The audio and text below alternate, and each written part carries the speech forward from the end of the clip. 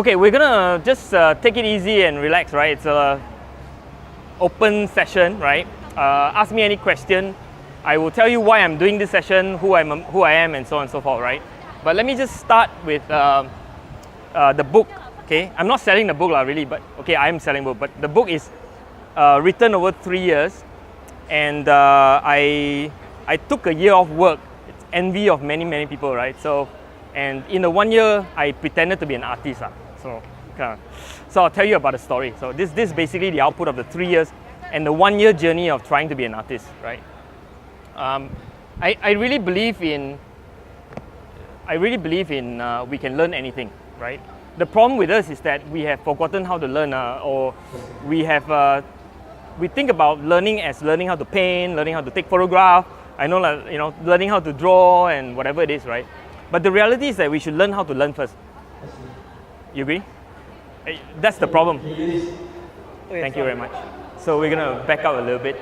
So as I was saying, we should learn how to learn as a first priority, because we learn how to draw, we learn how to paint, that's a secondary thing. Learning how to learn is really the first thing. So Alvin Toffler, one of the futurists of the last century, a favorite author, he wrote many influential books. He talked about the illiterate of the 21st century is not those that cannot read, write, or but those that cannot learn, those that cannot unlearn, and those that cannot relearn.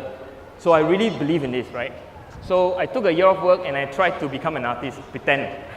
So out of the pretend artist, I became I started painting, I started hanging out with the urban sketchers, I started getting to know a lot of fantastic people, people who are very genuine, very real, right? And all for the love of art, in that sense. And out of that experience, I wrote a book, basically.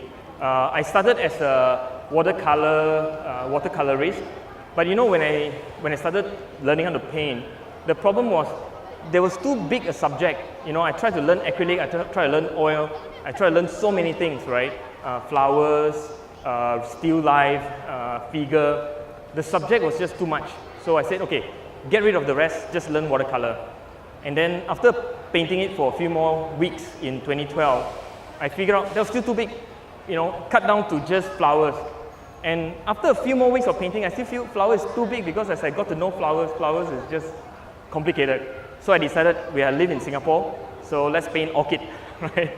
So after a few hundreds of orchids, I finally realized that actually in painting orchids, I now have more or less, I cannot control watercolor, but I have figured out that how it works, right? So it is in the constraint or the control or constraint that you actually get to know more. And that's a very surprising finding for myself, because as you learn how to do something, actually you should constrain yourself first. That makes sense? It's illogical, right? As you learn how to do photography, you shouldn't be taking photograph of everything. If you are learning how to paint, in the same way, don't learn all the painting medium, don't learn all the painting of everything, right? But constrain yourself, because in that, you realize actually you can do much more, right? So I came up with this theory, right? This theory of adult learning architecture. The book is called Adult Learning Architecture, not for kids, sorry, for adult. Because the way we motivate adult and the kids are different. Kids can be externally motivated, adults cannot, right? It has to be internal to a large extent. Architecture, because when you think about your own learning experience, the way you learn as an adult, you want to think about how you take your, you take a step back and say, okay, I'm going to be an artist. Okay, what is the architecture that you want to put in place so that you become more and more of an artist? You don't really become an artist, you can try, right? So the scaffolding, like a building, the stuff that you put around it, the infrastructure around it, that's what I mean by architecture. And there are 5 things that I want you to sort of take away from me today. The first one, the elements of learning, right? The first one is the mind. The mind is the easy one, right? You can read a book, you can go and take some lessons from Mr. Ong Kim Seng or whoever, the famous artist in Singapore, whoever that it is that you believe in. That's learning of the mind, but that's probably not enough. That's only the first thing. We actually need to have a belief that this is possible. I have seen people that says, oh, I cannot draw. After about 2 attempts at drawing, they give up, right? That's because they have a fixed mindset. And Carol Dweck, in her book, talks a lot about this, a famous book. So in order not to be constrained by this, we must have a belief that it is through hard work that you can become good at something, not because you were born at it. If you are born at it, then no point working at it, because if you're born with it, then no matter how much you work on it, you can forget it. Doesn't help you, right? But for people who have practiced art for a while, you realize, actually, the more you work at it, the better you get, and the better you get, and it becomes more fun, and becomes more fun, it becomes better at it. It's a vicious cycle upward. The people who get blocked after a first attempt have a fixed mindset. They don't believe in, they believe that, oh, I'm born with it or I'm not. So this is very, very important, right?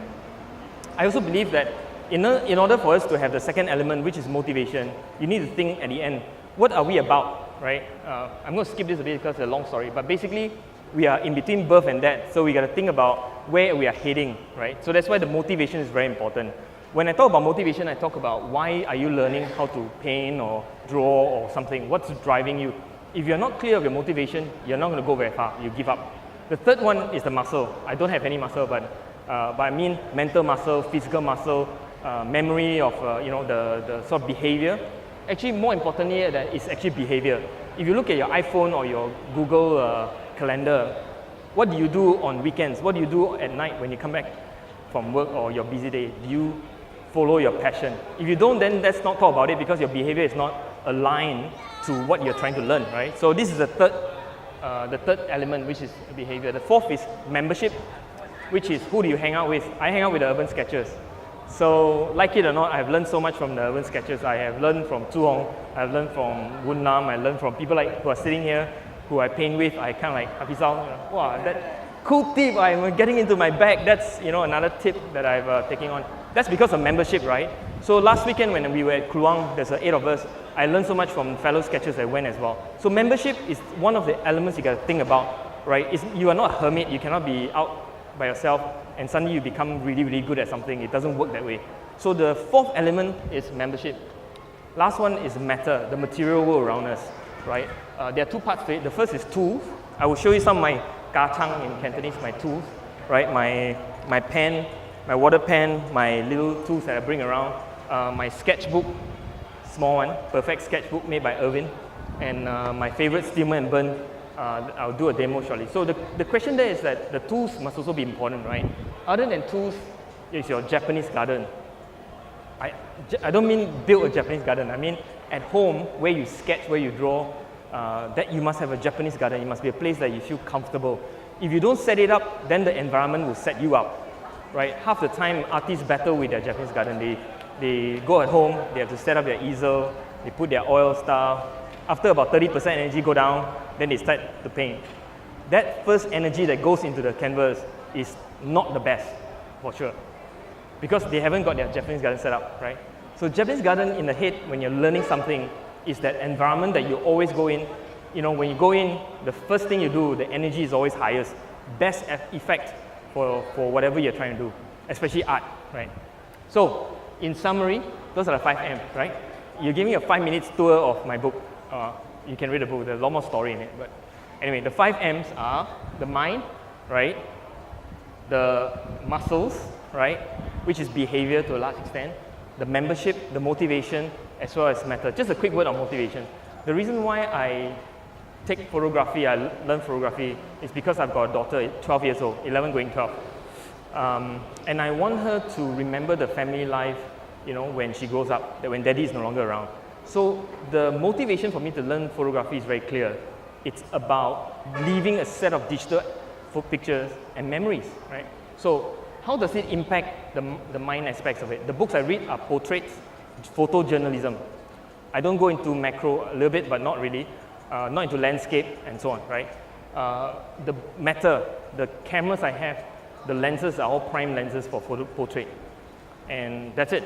Behavior, right? Motivation, the behavior muscle part of it. I go holiday, like tonight I'm going off on a holiday. I'm going to take along my camera that is heavy, is lugging it, but it's focused on why my motivation is like that, right? So if I were to go straight to the part, and here, okay. So motivation impacts everything that you do. So you must have a clear view of your motivation. Why are you doing this? The reason why I took up a year off work to paint and become an artist is because I want to write my book. I want to write my book because I want to change the world. So, okay, so that makes sense? So that motivation drives me. Even at night when I'm writing into 2 a.m. in the morning, you know, I'm driven by my motivation. So as you think about your own adult learning, your own learning journey, you must have that sorted. If you don't have that sorted, your fuel, your gas in your tank is not going to go very far. So you need to think about that and have that clear in your mind. Okay, make sense? Any question? Okay, if not, I'm going to go a little bit back and do a little demo and talk through some of the things that I have, I've encountered in my own learning experience as an adult learner. So I'm going to do a simple demo, not a very complicated one. It's essentially going to be my breakfast from yesterday in Bangkok. I was in Bangkok yesterday, and I basically had, I stayed in Escort, supporter of Singapore businesses, right? So, and that is a simple, very simple sort of breakfast, right? Now I'll just talk through that a little bit. There is contrast in it. You look at the banana on the left-hand side, right? You see the white light on it. And essentially the way I solved the problem of light and the darkness and the shadows of the banana, right? So I think I'll talk through why I do certain things and how it impacts and what are the tools and things like that, right? But this is essentially the plan, okay? Make sense? Okay. So first thing first, most people don't like to use ink, but I do. Ink is my favorite way of drawing, right? I'm going to flip this over because this is going to be a... Okay, so if you think about, there was something here. I'm not a precise drawer. People who hang out with me knows that I am not a precise drawer at all. I go with something called a Gestalt feeling for drawing. Gestalt means systemic thinking, not micro. I think in broad terms, I don't think in the micro. So many times when people learn to draw, you draw the head first or your cap first, and then you draw the face, and by the time you go to the next person, you find the proportion is off because head is taller or shorter, or the thing doesn't fit to the background or stuff like that. But if you were to draw something from a Gestalt perspective, meaning how it feels as a whole, you essentially let loose a bit, okay? So you may have drawn many lines, right? So if I look at my drawing here, I'm just going roughly around here. And you just gotta sort of feel for the shape of it. Feeling for the shape means that you're not thinking too much. You're just letting the shape talk to you, so to speak. So a banana looks somewhat like this, right? One of the key things I learned, and this is a mind thing, is that in drawing and painting, one of the biggest rules, in fact, there's only one rule in drawing, and it is a rule of, anybody, irregularity. Heard of this? Irregularity?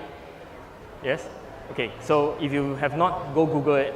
The folks in the about 180 years ago in France, where they were impressionists, they had a society of irregularities, okay? And they have a publication that talks about irregularities. Everything you do in art has to be irregular because regularity means boring. So it has to be do the reverse. So for example, this one looks too regular. These two lines here are too parallel, and so it's too regular. So you must be able to critique yourself as you look at your drawing and say, oh, that's too regular, so maybe I should bend this a little bit more, right? One of the problems with our drawing is that we like to look at things in a perfect shape, the circle or square and stuff like that, right? So as an artist and drawer, you actually have to bend it. If you look at the world around us, right, we might think circle appear more often, but you look around us, look at the wheel at the back, or look at this top here, which is a circle. But when you really look at it, it is not circle, it is an oval, right? It's flattened. So when you are flattening your shapes, that is more real. It's irregular, so to speak. Okay. The next part is there's a little bit of banana here of some kind, and consciously I'm thinking, how do I make it irregular when I draw? You see, I'm not really precise, but I'm thinking of the feeling of the shape. And then there was a nice cut piece of, I think it was basically, and there was a piece of, with seeds, this is a watermelon, right? Okay, something like that. And then there was a, okay, so, and at the back of the shape of the plates, there essentially was some kind of a groove on the table. And I'm consciously not trying to make it, regular in the sense that I'm trying to make it not the same width, but different width and even different width spacing apart. Oftentimes when we draw, we are caught by what we see and then we become regular. So for example, we might draw something like this, where we make 3 regular lampstands that looks like this, and we call it the lamp, right?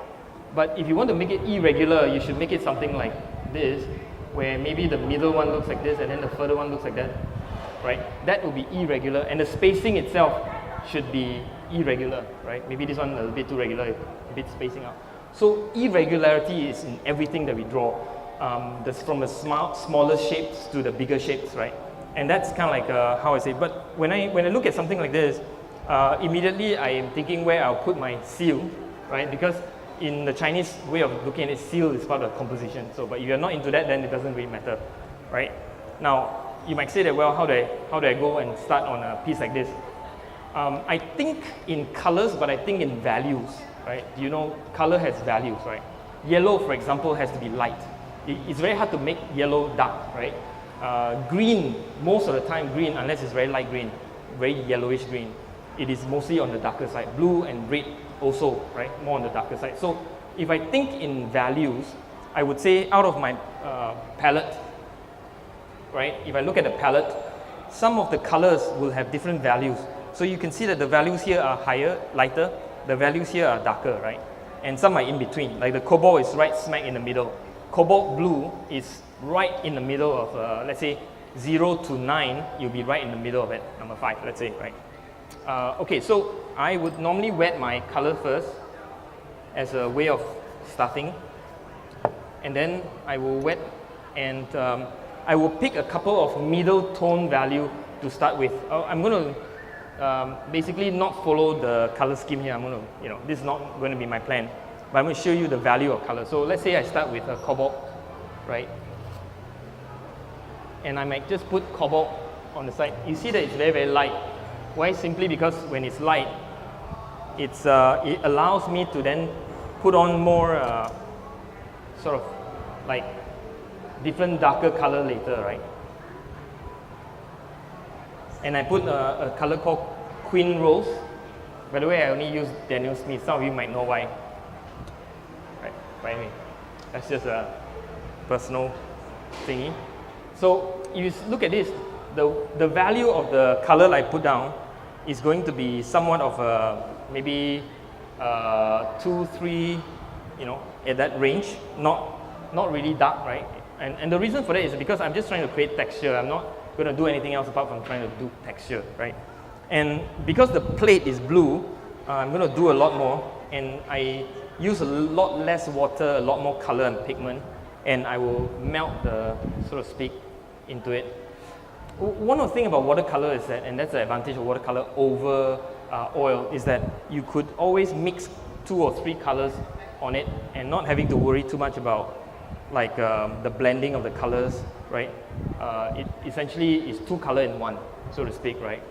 And I like to also put some of the darker red, right? Why? Because I like purple, so it goes into the shadowy part of it, right? And I normally go for the texture as well, meaning as the color melt, right, I leave it alone. I like this concept where, on watercolor at least, right, I like it to have only 1 pass, meaning at the surface of the paper, I don't like to have 2, 3, 4 layers, because to me, the sort of freshness of the color in the paper is lost the moment you do that. So, but I also like multiple colors to go into it. So occasionally I kind of, before it's dry, I kind of just leave, pretty much the colors in that sense. So put lots of color to it. Going back to my cobalt blue, right? Like, so, by melting it across, you have a sense that the color is in control, not you, right? Oftentimes we like to go and meddle with it and stuff like that, and that sort of lose all the freshness of watercolor. It's a very, to me, it's very sayang, because watercolor want to speak, but you kind of mute it and you basically kill the voice of the watercolor. Oftentimes we are the one who is at fault, right? Okay, so I also don't like all this, so I kind of take it out. One of the things I learned in one of the workshop in the last USK symposium was that, by basically, if you swing this, you dry this, you should pick up all the, so that it doesn't run away and kill your colors, so to speak. And you can also soften the edges, right? So maybe at this point I'll talk a little bit about edges. One of the key things that you should learn as an artist is really about how to handle edges, right? Edges is one of those things that really defines how well you understand shapes, right? We think about things in shape, but it is in the edges that really defines your experience as a drawer and your, too much rate, sorry. Let me kill this first. Okay, right, how many edges are there in a shape? If you draw a square or a circle, right, the edges, how many type of edges are there? Anybody want to try? I got prize for you. Anybody want to try? Two? No, three. Three, okay. Can you describe what a potentially three edges could be? You got two or three. Which is the third one?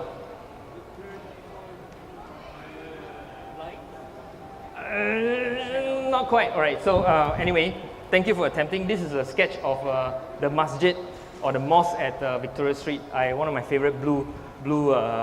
Okay, the third edge is actually lost. Okay, so hard, soft, and lost. Okay, when you have two shapes together, there's a hard edge you can draw, right? When the two shapes together, you can also soften the edges. There's a third one, which is lost. And in the lost edge, right? If you look at the shape of lost edge, let's look at, for example, the truck there, the tire at the bottom, and the shadow. If you squint your eyes, you can't see where the tire ends and where the shadow starts. You cannot see where the shadow ends and where the tire starts. So those two shapes has been melted together. So, for example, if I were to draw this again, and I want to melt, let's say, some of the, unfortunately this is not the right color, let's say, but I might want to melt this part of the shadow into the shape of the banana, for example. That could be an example where the edges is lost, right? And when I look at masterpieces or stuff like that, that is what you should look for. If you go to, in this summer, if you go to any of the museum, look at all the greatest painting. Don't look at the painting, well, look at painting as a whole, but go close, look at the edges. The edges define the mastery of it. It is in the edges that defines a beginner, amateur, and an expert, right? So when you're drawing and painting, same thing. You got to observe and watch your edges, right? Very, very important. Okay, so back to my rubbish attempt here. This is my first time trying to draw this while I'm talking with a mic here, right? So if I'm going to put some light color here and so on, right? And you see that I don't really think too much about, the colors and stuff, although I really should, right? Because I do it in purple, right? Mostly purple color, as you can see. Some of you know that that's my absolute favorite color. Do you know why? I got another prize here. Let me try. Why is purple my favorite color? You love purple, right? Yeah, I see the purple hat on top. I tell you why. How many opposite colors are there in the color wheel? Okay, if you have blue, what is the opposite of blue? Orange. Orange, right? That's so complementary. Orange, blue is one set. What is the other one? Red, Christmas. What is the opposite of red? Green, right? So green and red is the right. Now the Singapore Watercolor Society and all those people who have been painting for a long, long time, their favorite combination is what color? Come on.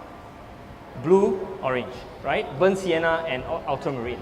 Most color, when you look at the older generation that paint, it's always blue and orange, right? Not always, that's not right. Sorry, pardon, I shouldn't be saying that, but without respect. No, I have a lot of respect for this watercolor. I'm just saying the color scheme usually used is that color scheme. So nobody want to use red and green, right? Because it looks like Christmas, so it's very bad. So there's only one other combination left, and that is yellow, purple. Make sense? So that's why it became my favorite. Right? See, yellow, purple. Lots of yellow, purple again, right? Yellow, purple. Yellow can be burnt sienna or any of the dirty brown if you like, and purple could be any combination of blue and red, right? So that's why a lot of my color scheme become, because I feel that not as many people are attempting that color. Now that I've given the secret away, a lot of people have burn purple, yellow, right? But you see, it always worked for me because, okay, it's banana, so you know, a bit of cool stuff, right? And I'm gonna put a bit of warm, right? A bit of warm in it on the side, right? Why is cool and warm so important in any color scheme, right? I mean, those of you who are artists, I know there's quite a few amongst you. Warm and cool is the fundamental of coloring, right? In itself, one color is boring, but if you can push the boundary of warm and cool of any color, then you can get a sense of interest in the same value. Same value. That means at a scale of 0 to 9, on the value scale, you can, on the same scale, create interest. Because now you can push the boundary of warm and cool, right? So in the same way, right, you can see that in my shadow here, right, there's blue and there's red. Same value scale, but I push the two colors just to play around with it. You can do that with orange, blue, you can do that with green and red even, right? So it's really up to you, as long as you have the same value, so to speak, right?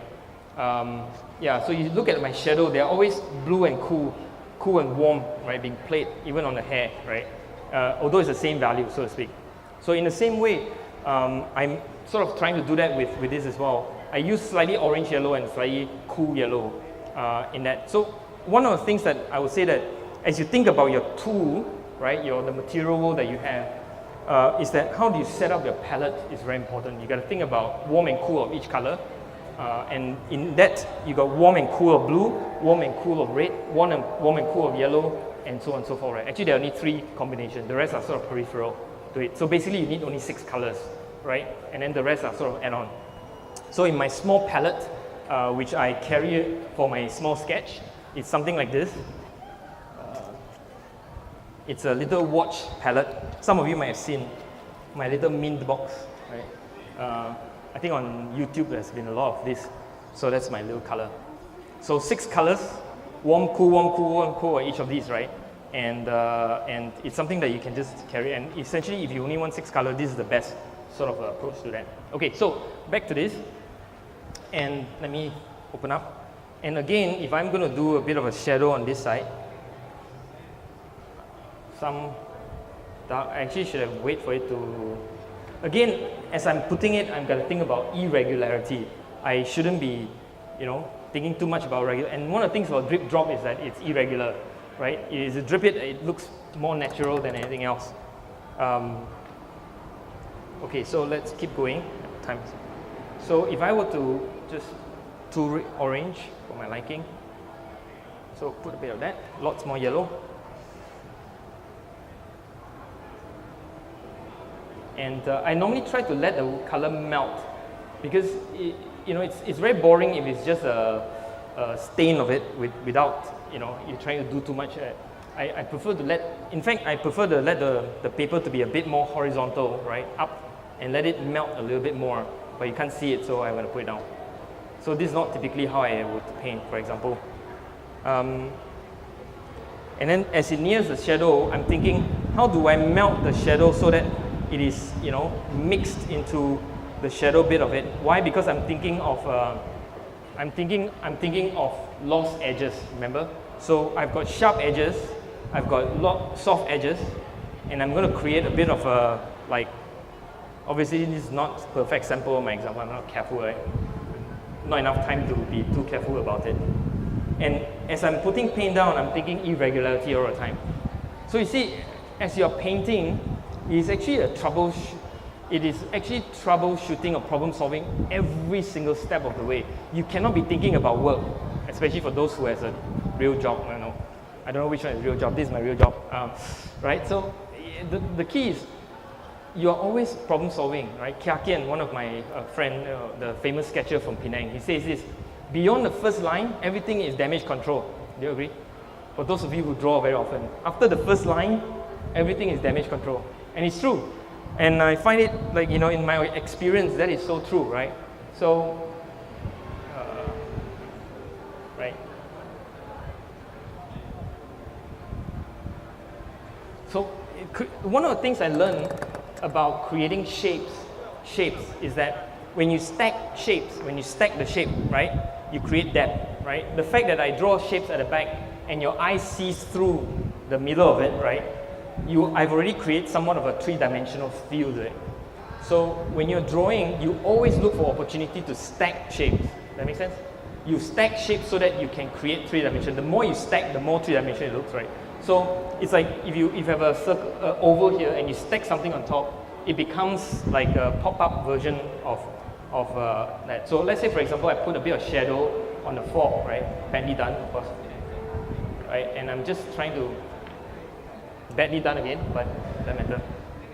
And I'm trying to melt away the edges so that it's not so obvious, right? Always be conscious of the edges that you're trying to create so that you're not creating too sharp an edges of it. So the fact is that if you put some shapes behind some shapes and you stack them, you keep going and it creates a bit of a depth of field to it set, right? So that is really the attempt of trying to draw shapes, right, as a primary concern in the sense that that's how you're thinking out loud, right? Now, that's a watermelon, of course it's red. A bit of warm, see the warm red that goes into it. And I'm double loading my brush, one side, second side, and I keep going. And it's a bit hit and miss, of course, but doesn't matter. Demo, right? So, no. So, and of course I want my watermelon to have a bit of a depth to it and a bit of right? And I need to blend it out with a bit of cool, so I put a bit of blue to it, so it becomes purplish, right? And the seed, should have used black, but it's okay, doesn't matter, demo. So the idea is that you keep going, thinking about shapes, thinking about edges, thinking about stacking of shape, thinking about how you create a feeling of what you're drawing in that sense. One of the famous watercolorist, his name is Edgar Whitney, go Google him up. In the 1930s, 40s, he basically had all his students winning all the watercolor competition in US. So all the famous watercolor, even today, Frank Webb, Skip Lawrence, and so on and so forth, a lot of them had studied under this guy called Ed Whitney. He basically said that the way you think about sizes is he calls it the mama, papa, and baby bear. Right? Mama, papa, and baby bear. So you do it like this, in that order, mama, papa, and baby bear. So it goes with spacing, it goes with color even, right? So mama, papa, baby bear. Basically, if you have a dominant color of purple, you have a subdominant of another color, and then you have highlight of little bit, right?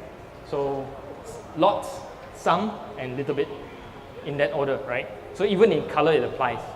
So let me just finish this up.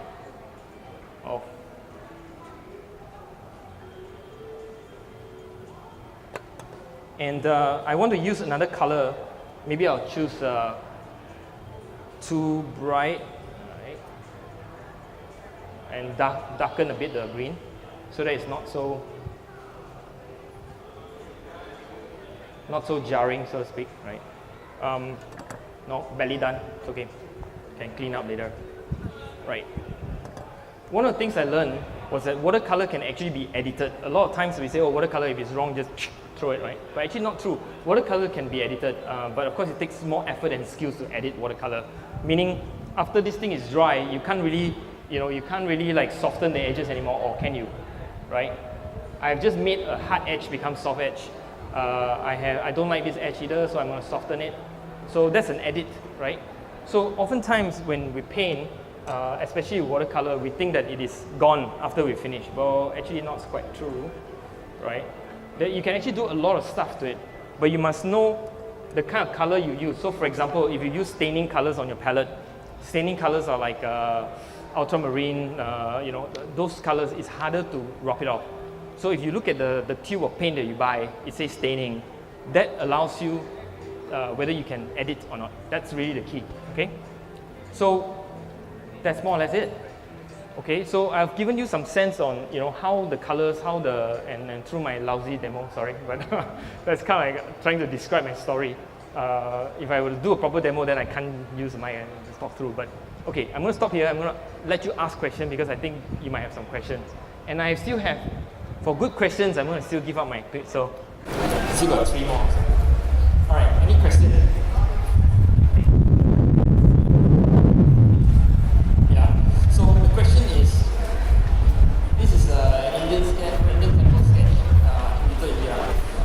No, sorry. Yes, you did. The question is, when I look at a scene, right, where do I start? Very, very good question. I think, so let me take two steps back, right? Two steps back. I think in learning, and I said we have not taught our students properly, we have not taught this key skill called visualization, okay?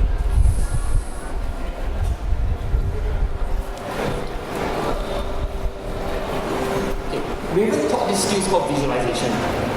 When I say visualization, it's like playing chess, or when I was a young kid, a little boy, I played lots of chess. And in my head, I'm playing games, possible options, and even at work, when I think about what the team's going to do on the weekend over a system upgrade and whatever, the IT thing, it's a lot of visualization about what is possible, right? At this point, then someone needs to come in, sign something, document, get printed, send to the it's all visualization, right? So when I'm thinking today, I'm thinking, how do I frame this, and where will I start on the left, right? And where is my first line? How hard do I draw?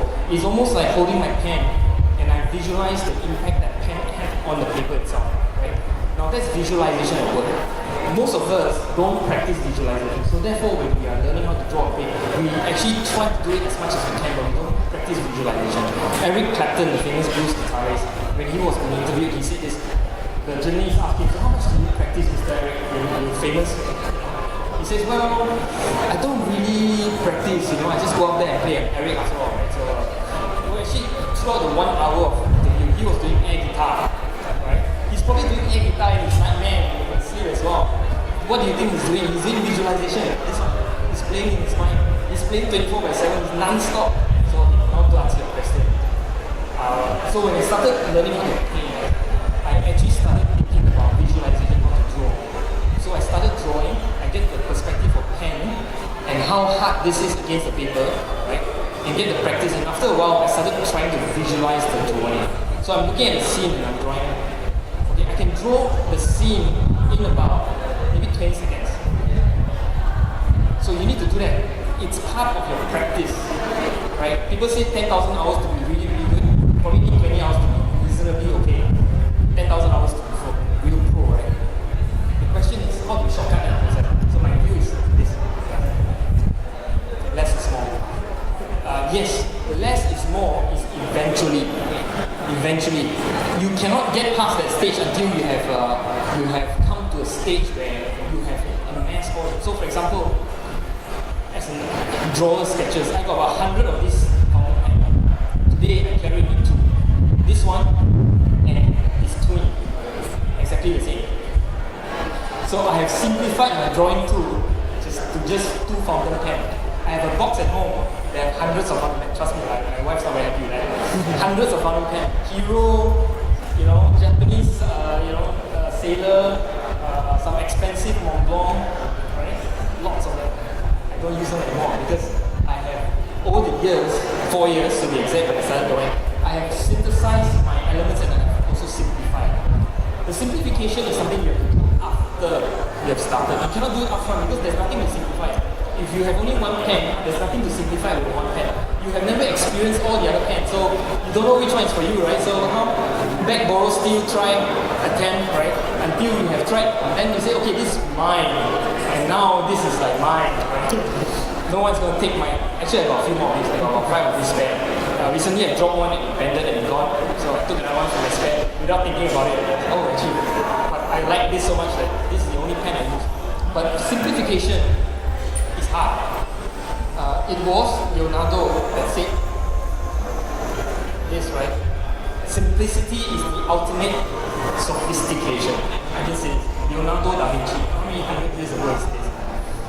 Very complicated. So, absolute simplification, very important, very hard to do.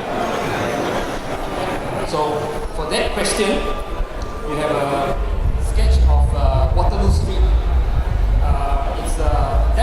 That's one of them.